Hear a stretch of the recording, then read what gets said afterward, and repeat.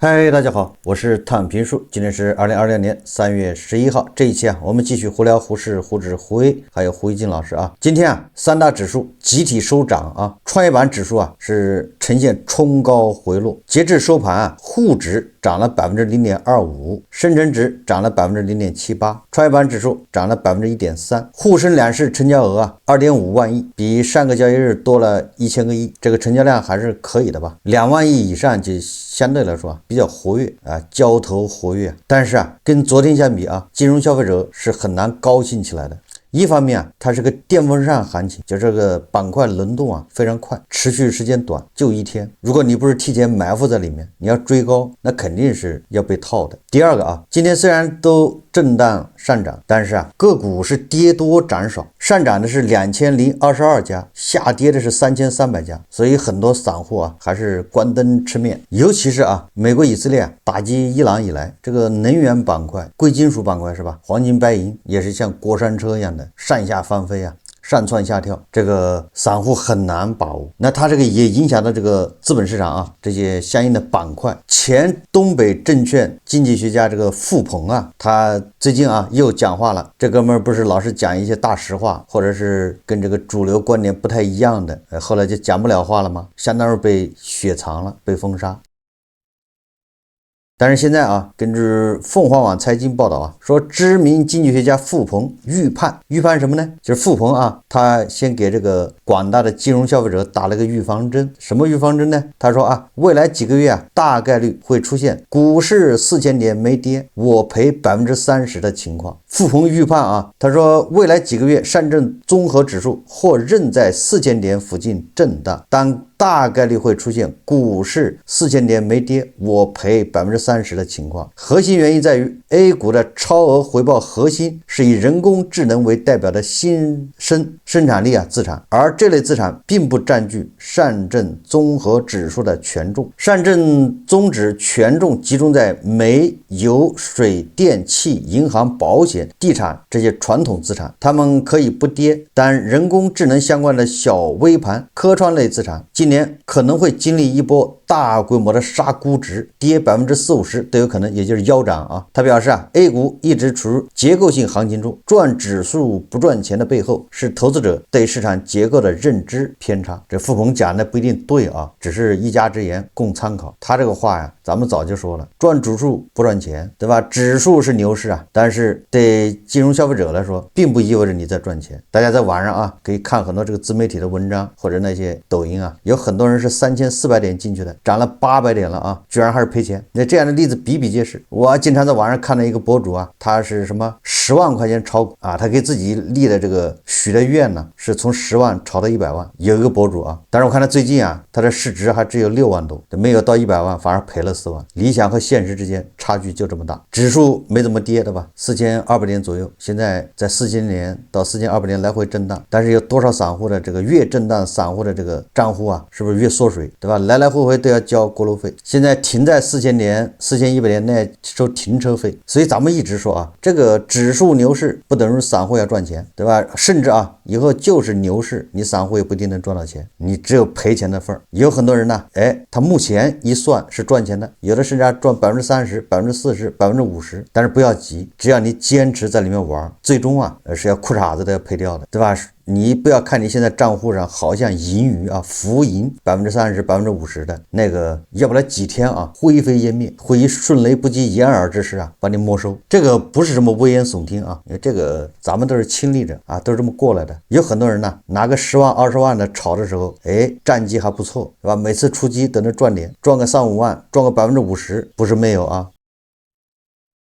但是正因为他老是赚，老是能赢，对吧？每次出击好像都有所斩获，他就会路径依赖。拿10万玩的时候还可以，后来对吧，一个奖金到手，对吧？年终奖到手了，或者绩效到手，或者一笔不义之财到手，这时候胆儿就肥了，一下放50万或者100万进去炒，对吧？你拿10万炒的时候总是能胜利小胜，等你拿100万炒的时候，不好意思，给你2个跌停，这裤衩子都赔飞了。这些就不说了最主要的是胡适对吧？它的规则，对吧？欺诈上市。事，做假账那都是光明正大的，堂而皇之的，你视而不见，你就在乎那个交易机会。你看那个 K 线啊，你别管它这个业绩好坏，你别管它讲故事不讲故事，那个 K 线它是在上下波动，上下波动就有交易机会，你就想当然的，我低点买进去，高点抛掉，不就赚钱吗？至于他这个公司赚不赚钱，公司是不是讲故事，是不是做假账，关我屁事啊！很多人就这样的啊，赚点钱就沾沾自喜，他不知道啊，他的这个命运最终宿命啊就是赔钱，这个他体会不到。为什么呢？我今天再举个例子啊，今天是财新网报道的啊，说美国会这是闹大了啊，是美国会要调查中概股 IPO 拉高出货，3家券商被点名，这还不是美国什么交易所，也不是美国啊什么证监会，是美国的国会要调查中概股 IPO 拉高出货。我看着我想想都想笑啊，中概股 IPO 拉高出货，那咱们这个新股的吧，上市拉高出货，那不是标准操作吗？哪只股票不这么干？怎么到美国去，美国就要查呢？财新网说啊，他说美国众议院美中战略竞争特别委员会3月9日称，该委员会的首席成员卡纳，他这个加州的民主党啊，和主席约翰穆勒纳尔，这是共和党啊，这两个是两党啊，已致函3家美国承销商，要求在3月13日前提供有关其承销中国公司在美国市场首次公开募股，就是 IPO 啊材料，并指控这些 IPO 通过市场操纵欺骗了美国的投资者。新航称，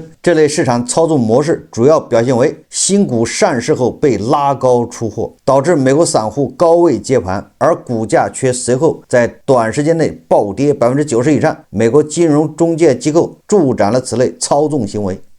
一个把在咱们胡市啊合法的光明正大的，甚至在港股啊都这么干的，到了美国那儿变成操纵，这叫什么话呢？这3家承销商分别是美国市场的小型券商或精品投行，大的券商不敢这么干，也不敢砸自己牌子，那些小券商反正是对吧，你不干就饿死了，铤而走险。2020年以来，3家公司承销的中概股 IPO 数量分别是30家、29家、40家。你看专门承销中国的公司名声臭了。说其中在 IPO 后出现了符合拉高出货的情形，数量分别是10家、11家、12家，占比均超过 30%。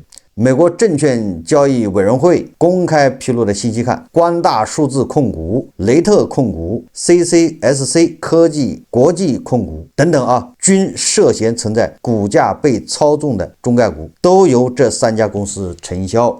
信函还援引美国金融业监管局2020年1月份的一份报告，详细描述了拉高出货的操纵手法。这套机制首先依赖所谓的代名账户，即中国发行人介绍数十名中国公民集中开设证券账户，这些账户表面由不同个人持有，但其资金来源、受益所有人或实际控制人并未真实披露。根据美国金融业监管局记录的案例表示，22岁的中国学生申报净资产30万美元却投入200万美元，也就是你这个中国学生在美国留学的，他申报自己的净资产只有30万美元。但是他用来他这个账户来参与这个股票却有200万美元，那就说明你这个资金巨额资金来历不明。37岁的失业中国公民申报净资产为0，却投资10万美元。24岁的中国本科生没有收入，却声称拥有150万美元的净资产。还有一家公司在没有银行账户、申报净资产仅15万至50万美元的情况下，试图投资450万至500万美元。也就是这些账户它根据他们的身份净资产完全不符，那就说明这个账户也可能是借用的，叫代名账户。第二个关键环节是上市后托价。信函称，承销商会鼓励发行人安排其介绍的客户在高于 IPO 发行价的位置下达协同现价买单，以支撑上市后的成交价和成交量。在一宗被金管局记录的发行中，31名由发行人介绍的中国客户在同一天买入37万股，买单价格均高于发行价，且使用了几乎一致的下单指令，如挂单价为 5.5 美元、6美元、6.5美元和 7.5 美元。其后当价格被推高，中国境内操纵者便在美国散户高位接盘后出售持股。股，也就是用这些啊，他控制着账户推高股价，股价一推高，这个美国的散户不清楚啊，美国也像咱们这一样嘛，对吧？这些散户啊就容易上头追进去，一追进去啊，这些操纵股价的人就把自己手中筹码再卖给他。第三个环节则是借助微信等社交通讯工具协调配售和跨境汇款。信函称啊，相关参与者会在这些应用中讨论数百万美元规模的电汇安排。在一宗案例中，3名互不关联的个人从同一家香港银行汇出500万美元，为某一实体参与中概股 IPO 提供资金。信函要求3家承销商最迟于2026年3月13日前提供完整且详细的答复以及文件，包括承销外国发行人证券的尽职调查政策，特别是有关 VIE 架构、开曼注册主体、中国内地或中国香港业务实体、内幕人士高持股比例以及受益所有权核验的内部制度等，逐项交代自2020年1月1日以来承销的每一宗中国公司公开发行，尤其是发行人介绍客户的识别、配售情况、地理分布、开户资料，也就是把你查个底朝天啊，脱光了检查，提供与代名账户、未披露共同控制啊等等。这些记录大家不用担心啊，人家让你列了100项，你就得按100项去交代，你只要有一项你交代不属实啊，那就是罚的倾家荡产。你对你的每一项交代你必须要如实。这个我在以前啊，我在一家外企干过，就是实际上就是在纳斯达克上市的中概股，我们公司就接到了这个那叫什么404法案，而我就是其中一个接受调查的，他是调查什么我忘了啊，叫什么关键控制人，也就是说你是这个公司里面啊核心人物，那你就得接受这个问询。一大堆那个问卷呢，你得如实回答。你可以写不知道，但是你不能撒谎，就这么个意思。但是你那个岗位你也不能说你不知道，你只能如实写啊。但是你想想，美国人他为什么这么大动干戈呢？啊，这个对吧？大 A 在港股那这是习以为常，都这么操作，怎么到他那就不行呢？若未及时并完整做出回应，委员会将采取强制程序。财新此前报道，近年来大量中小市值中国公司赴美上市后，确实多发市场操纵与欺诈案件。2022年8月至2025年9月，纳斯达克向美国证券交易委员会和这个金管局移送的可疑交易中，70%与中概股交易有关，而中概股仅占纳斯达克全部上市公司数量的10%，也就是中概股是操纵股价的重灾区。信登堡研究公司2025年1月的一份研究称，自2022年以来，128家中概股在美国市场 IPO 后不久，即出现了无法用基本面解释的异常价格波动。针对此类行为的监管一直较为棘手，尤其是一些操纵团伙设在美国以外，增加了调查与执法难度。美国当局在对参与这类市场操纵活动的实体和个人采取行动时会遭到障碍，投资者的保护与补救措施可能会受到限制。纳斯达克一份声明说，你看看什么叫橘生淮南则为橘，生于淮北则为枳，这就是我以前对吧不厌其烦的拿贾会计举例子。贾会计你在国内那叫资本市场，那叫长袖善舞，乐视网那在创业板那是标杆，曾经的标杆白马，当然现在已经退市了啊，你那人家对吧这个规则玩的。到了美国，是龙的盘着，是虎你的握着，搞什么 FF 什么法拉第未来上市，那老老实实的，因为多少做空机构盯着他，对吧？就等着你造假呢，那等着你欺诈，等着你什么操控，他就不敢。你看看啊，这个 IPO 一上市，拉高价格出货这种，对吧？在咱们这儿那叫标准操作的，人家美国他就眼里不揉沙子，不好意思，先查券商，对吧？这些公司是你们保荐的，不交代清楚，这3家券商就完蛋了啊，关门吧，甚至要坐牢，那就这么严厉。伊犁屎坏了一仓道，指的就是中概股。你看中概股是造假操纵的重灾区，这不光是美国是这样的，港股一样啊。大家还记得去年12月份，香港港交所是吧，要求券商要这个什么提高质量，严格把关，什么意思啊？对吧？这些内地的这些公司把这一套搬到港股去了，在港股也玩这一套，人家就受不了了已经，对吧？纳斯达克、美股，人家国会出手，所以你这么一对比，你就发现。对吧？你炒 A 股，那你就是胆大。胡适也是天天查，对吧？现在也天天有退市的。那有什么用呢？他是查谁不查谁，怎么查，查到什么程度都不透明。我们见过很多券商被罚，我们见到券商关门了吗？被罚的倒闭了吗？没有，对吧？去年是100多家券商是吧被罚，我记得这个有数字啊，大家可以去看去。那么多券商被罚，居然也没有一家说，哎，我倒闭了，都是罚酒三杯。这是财新网的报道，对吧？这个不是咱们天天黑胡适啊，说什么美国资本市场好，这倒不是，对吧？至少人家美国资本市场人家很严格，对你这操控股价、弄虚作假，那是绝不手软，毫不留情。但是胡适呢，胡适也天天，对吧？严监管，口号喊得震天响，但是越监管越多，这是为什么？对吧？谁能出来给解释解释？为什么越打越多，越监管还越多？这些丑陋现象，所以你就不能不怀疑他到底是真的严监管，还是力不从心，还是说另有所图？你愿意把你养老的钱，对吧？把你辛辛苦苦赚的血汗钱，把你的赔偿金，放在这么个市场，让它进行所谓的增值吗？咱们这个新股 IPO 啊，上市不涨个3倍，这都不好意思啊，对吧？你 IPO 的价格发行价是10块，那第一天上市不炒个30块钱，怎么好意思呢？但是这种现象你要在美国立马就调查你，尤其是那些啊，对吧？这2个月以后它该咣当咣当往下掉的，你按这个标准呢，中石油啊这个走势在美国就得被调查，对吧？我记得中石油是不是一上市后来就一直往下跌，是吧？10几年了。好，这里不多说了啊。总之这个市场，对吧？大家心里有数。你要说没有交易机会，这个也不对，对吧？你交易机会，那你看它 K 线波动还挺大，对吧？你说你喜欢冲浪，你喜欢赌博，你可以在里面交易啊。但是这个啊，交易就是赌博啊。迟早就会啊倾家荡产。我们还是看一看胡一静老师啊，这胡一静老师最近啊就是非常活跃，主要是为他的老朋友啊郎朗操碎了心呐。有很多网友总是问啊，我在这里再回答一遍。但是也有很多网友看的是盗版，看到盗版呢，他没有看完整节目，所以我重要的一些声明说明他都没看到。在这里我不厌其烦再说一遍呢，对吧？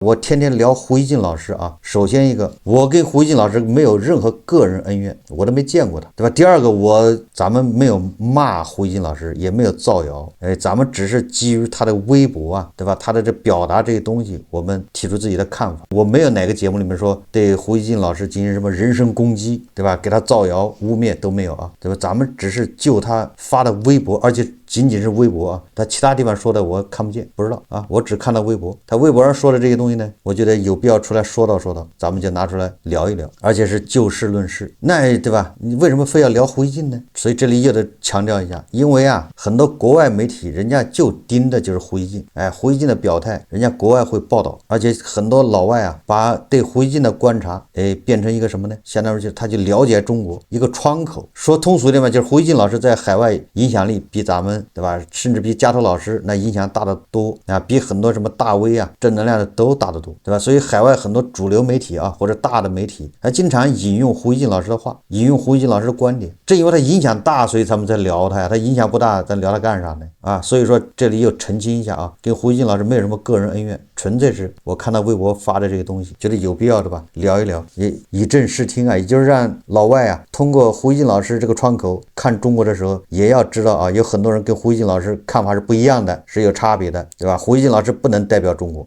也不能代表中国互联网上的，对吧？所有的声音，他只能代表一部分。你比如说啊，胡一静老师今天啊，他又发了好几个关于伊朗的微博。他首先他说了一个这个啊，他说偶尔一次，一个人对国际事件的价值判断，如国家的外交政策反了，这可以理解。但一些人的价值取向几乎回回如国家的外交政策都是反的，我觉得他们应该发现这一点，并且反思问题出在了哪里。网上经常把自己的国际事件价值坐标，如国家对外政策对表，这绝对是必要的。首先啊，我们按照胡一静老师自己的说法，我们叫依其人之道还治其人之身，对吧？走别人走的路，让别人无路可走。按照胡一静老师这个说法，那我也可以说啊，胡一静老师说这是对的啊，就是对国际事件的价值判断，如国家的外交政策反了一次的话呢是可以理解的，但是你每次都反，那你是不是啊？你这思想是不是出了问题啊？我觉得胡一静老师说这话非常对，但是我觉得胡一静老师啊，他对国际事件的价值判断，如国家的外交政策反了，而且不是一次反了，是每次很多次都反了，对吧？就用这个套在胡一静老师身上没毛病啊。为什么呢？因为国家的外交政策不是胡一静老师说了算的，不是胡一静老师以为的那个外交政策。我们有很多谈判啊，就包括胡一静老师，他就很自然的就觉得我代表了国家，我对国家政策理解比你透，对吧？国家政策是这样说的啊，不是你那么想的。这是不是胡锡进老师这个引以为傲，对吧？以为自豪的一个地方？某种意义上他就代表了国家政策，国家政策就得按他说的那个去理解，他有解释权。这就是很多盘盘们的认知啊，认识。就是阿 Q 啊，他总认为自己跟赵老爷是一伙的，然后认为赵老爷啊利益，那这阿 Q 有权解释，不就是一个意思吗？阿 Q 指着这个那个赖头是吧？说你说话，你违反了这个赵老爷的利益，那赵老爷反手给阿 Q 一巴掌，对吧？你知道什么叫利益啊，对吧？用得着你来解释吗？是不是这个逻辑啊？然后这个阿 Q 动不动就觉得自己也姓赵，盘盘们不就是这特点吗？盘盘们总觉得自己是接班人，总觉得自己姓赵，哎，我都姓赵了，我是接班人，那我对这个外交政策我还不能解释啊？我代表的不就是外交政策吗？所以产生这种误区啊。胡锦老师就这样啊，要不然胡锦老师怎么可能被禁言呢？对吧？他禁言3个月，他忘了吗？这不就是他自以为自己代表了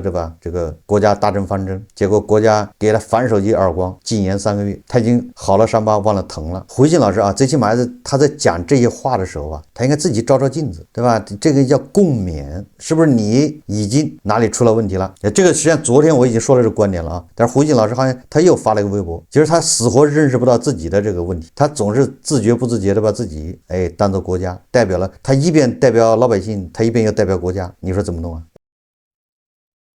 需要的时候他就代表老百姓，再需要的时候他也代表国家，你说，所以这就是胡锡进老师和盘盘们的啊，他一个基本特征。你看啊，胡锡进老师又发了一个啊，关于霍尔木斯海峡的，关于这个特朗普啊跟伊朗打仗这个事。胡锡进老师说啊，他说伊朗封锁霍尔木斯海峡和全国宣誓效忠新最高领袖，沉重打击了特朗普的胜利叙事。特朗普在北京时间周二发布了一系列关于战争相互矛盾的言论，他似乎有点慌乱，而他一会儿说这么说，一会儿那么说的动机令人怀疑，他似乎在利用美国总统话语的影响力对冲世界原油市场和美国股市的强烈震荡，也对冲舆论对战争越来越大的失望和不满。他在耍滑头，这些都是胡锦老师个人判断啊，他判断出美国的舆论或者世界舆论对美国发动这个战争是不满的，是失望的，那这都是胡锦老师个人判断。事实是不是这样呢？大家对吧，各有判断。然后说啊，战争何时能结束？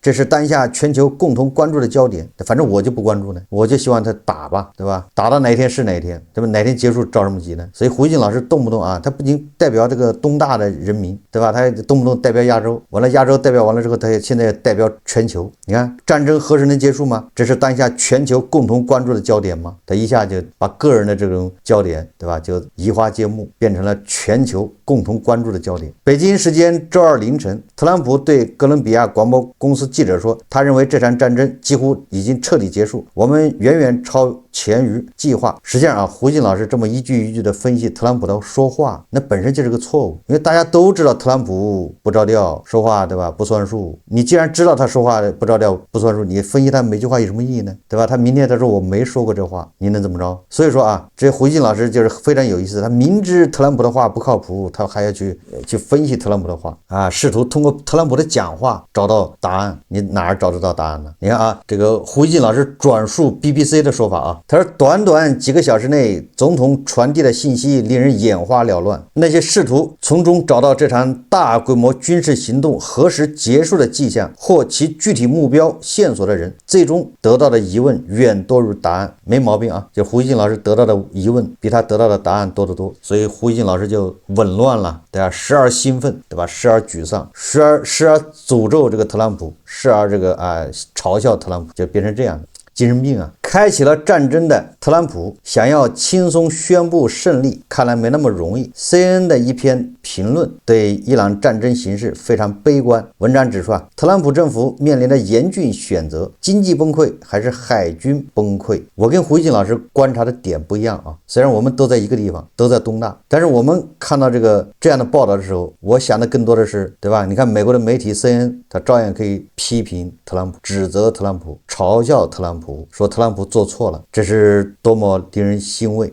也就是特朗普并不能随心所欲，特朗普也只能在自己的权限范围内行事。你管不住 CNN， 你也管不住什么《华尔街日报》，人家随便编排的批评他。胡锡进老师为什么不说这些呢？对吧？胡锡进老师总是揪着这个 CNN 说特朗普不好的地方，认为这就是代表了美国民意，然后引用 CNN 说特朗普不好的这些东西来证明特朗普确实不好。我们得出结论是，特朗普好不好，自由美国人骂，自由美国人批评的，对吧？美国人不惯着他，这个令人羡慕。霍尔木斯海峡受阻，特朗普一定会遇到麻烦，就是美国会通货膨胀，这些咱们都知道。但是遇到麻烦的不光是特朗普，对吧？伊朗这一刀插下去，特朗普也受了伤，就是美国但是有一个国家受的伤更重特朗普只不过是大腿上在往出呲雪花，有一个国家大腿已经呼呼呼往出冒血了。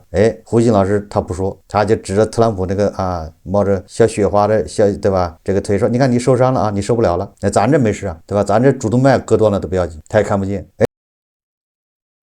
胡锡进老师一天到晚要求跟什么国家外交政策对表，那我们的外交政策是啥？是要保证霍尔木兹海峡通行，对吧？这已经多次表态了。这个时候胡锡进老师怎么不对表了呢？表不用对了，对吧？然后胡锡进老师还要老把国家利益挂在嘴上。我看盘们还有胡锡进老师这样的人，他总试图对吧？有叫不臣之心，老是想去争夺这个解释权。但是解释权这不容染指这胡锡进老师动不动解释国家利益，动不动解释国家外交政策，跟盘们解释爱国是一样的最后难免也避免不了一顿这个大耳光子。这个赵老爷只有在自己挨别人揍的时候，才允许阿寇也姓赵，或者叫暂时姓赵。好，这期节目我们就聊到这里，感谢大家收看。如果喜欢我的节目，欢迎订阅转发，也可以在下方留言评论，谢谢大家。